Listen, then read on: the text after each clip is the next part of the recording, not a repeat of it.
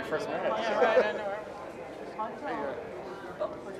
Oh, no, I don't think you can do that. No? Sorry. You go behind me, because I'm in front of me. We're waiting.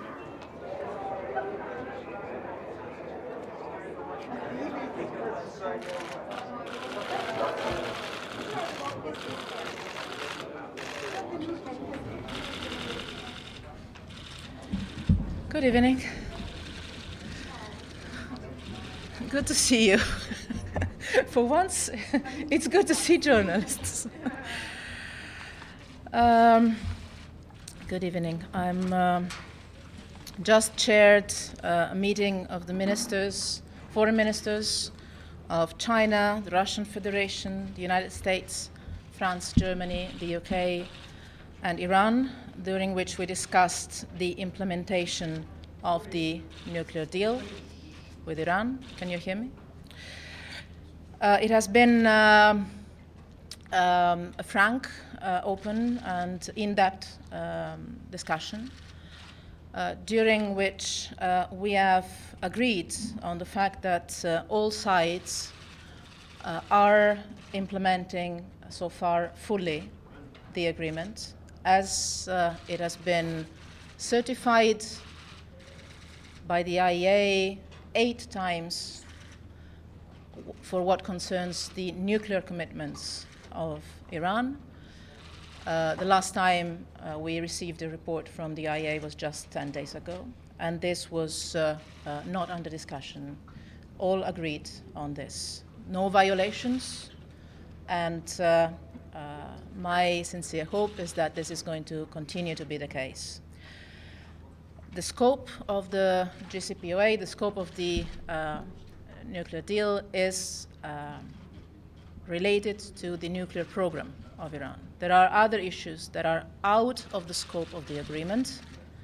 There are other issues that are out of the scope of the agreement, and these issues might be tackled into different formats, different fora, including the fact that it's not a mystery, I guess, the United States is having a review on its own Iranian policy. This is out of the discussion of the JCPOA, out of the discussion of this format. We are sticking to the point that the nuclear agreement is working, is delivering, is functioning, and I can share with you that the general sense that we shared tonight with the ministers is that with the difficult times we are living in the world of today, with quite a good number of conflicts, crises, and a nuclear threat coming from a different part of the world, the international community cannot afford dismantling an agreement that is working and delivering. I would also like to underline one last point, and then I'll take a few questions, hoping to have the answers. That this is not a bilateral agreement. This is not an agreement that involves 6 or 7 parties. This is a UN Security Council resolution with an annex. And as such, all member states of the United Nations are considered to be bound to the implementation of it. So it doesn't belong to one country, to 6 countries, to 7 countries, to the European Union. It belongs to the international community. Thank you, Pamela Fox, CBS. Representative Mogherini, was there a discussion of the sunset clause or ballistic missiles on the part of the United States or anyone else? Did you agree to any discussion of changes? No discussion on changes. As I said, we're talking about UN Security Council resolution. I would like to read to you, if I can, because sometimes we forget what the text is about. So I'm glad to provide you the full 104 pages we negotiated for more or less 12 years. I guess this is already an answer to your question about renegotiating parts of it. Point 3 of the preamble, so the very beginning of the agreement says, Iran reaffirms that under no circumstances will Iran ever seek, develop, or acquire any nuclear weapons. There are some provisions in the agreement that have a temporary duration. There are other provisions that have no temporary limits that are forever. And there is, in any case, the commitment of Iran as a member of the Non-Proliferation Treaty that stays. And I think that point 3 of this very beginning of the agreement speaks for itself. You said that there were issues. You said that there were issues that were not within the scope of this agreement. How will these issues be discussed? In what format? And is there any room, in your view, to reopen the JCPOA to discuss some of these other issues of concern? And if not, why not? As I said, the agreement is working and is delivering for its purpose, for what's in the agreement, which is a nuclear non-proliferation agreement. And let me underline one thing that must be self-evident to all in the world, I think.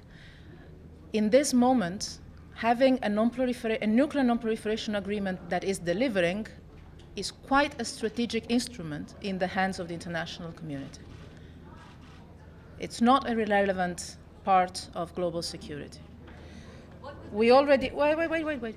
We already have one potential nuclear crisis. We definitely not need to go into a second one. This is an agreement that prevented a nuclear program and potentially prevented a military intervention. Let's not forget that back then. But to come to your question, there is no need to renegotiate parts of the agreement because the agreement is concerning a nuclear program and as such it's delivering. We all agreed on the fact that there is no violation, that the nuclear program related aspects, which is all the agreement, are being fulfilled. The agreement is about nuclear is fulfilled, the agreement is delivering. So there is no need to reopen the agreement because it's fully delivering. There are other issues, such as the crisis in Syria, the crisis in Yemen, other different issues that are geopolitical, strategic, bilateral issues. Do the United States and Iran want to have a multilateral discussion about their bilateral relations? Happy to set up a framework for that, but I don't think this is the discussion tonight. So what I'm saying is the agreement is concerning the nuclear program. As such, it's delivering. We all agreed that all parties are fulfilling their commitments. That agreement is being implemented. If there are other issues, we can discuss other issues in other fora. Tomorrow, the European Union is hosting an event on Syria. 50 ministers will be there, we'll discuss Syria. Minister Zarif will be there, we'll discuss with him Syria there. This is not the purpose of the JCPOA. My role here as a chair of the Joint Commission that is monitoring the implementation of the agreement is this. The agreement is being implemented, it's working, it's delivering. It's not for one party or the other to certify this. It's for the IEA with its technical independent role to provide us reports, and it's for the entire Joint Commission to monitor the implementation of all its parts. Excuse me, Ms. Mogherini, President Trump said today that he had made up his mind about the nuclear deal. Did you get an indication from Secretary Tillerson what that decision was? And also, when you say all of us agreed, did the U.S. also agree that Iran is in full compliance? Yes. Yes? Did the U.S. commit to remain into the agreement? Ms. Mogherini, did the U.S. commit to... I'm not the spokesperson of President Trump. Did they discuss that? We didn't discuss that. Did the U.S. commit to remain into the agreement? Another question. We're discussing.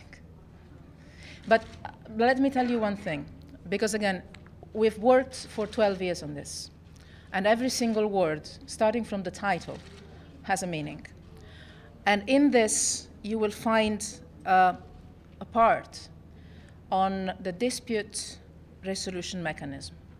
If there are problems of non-implementation by any of the sides, we have a mechanism to gather at deputies level or at ministerial level. We have some 4 weeks to find solutions. And as I said, it's a UN Security Council resolution. So don't imagine that one country does or dismantles the agreement. This is a UN Security Council resolution. Final question, BBC Persian. Was there discussion at all that if US leaves, what happens to JCPOA afterwards? No, we didn't discuss that. But I can tell you, as Europeans, here I'm not speaking on behalf of all the others, I'm speaking for the European Union. As Europeans, we will make sure that the agreement stays. Thanks. Thank you very much. Can you explain how you're going to make the agreement stay?